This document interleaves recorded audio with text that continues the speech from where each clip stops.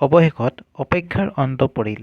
হাই secondary এক্সামিনেশ্যনৰ ৰিজাল্টসমূহ অৰ্থাৎ এইচএছৰ এক্সামিনেশ্যনৰ ৰিজাল্টসমূহ অহা কালিলৈ অৰ্থাৎ 30 এপ্ৰিল তাৰিখে ঘোষণা কৰা হ'ব।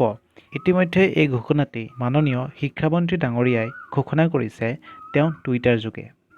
গতিকে তোমালোকে দেখিবলৈ পাইছাই ইয়াতে টুইটাৰ মেছেজটো কেনেধৰণে ইয়াতে লিখিছে তেওঁ I am pleased to inform that the higher secondary 2025 result for the arts, science, commerce and vocational streams will be declared tomorrow. অৰ্থাৎ ইয়াতে ডেটটো দিয়া হৈছে at 9 AM.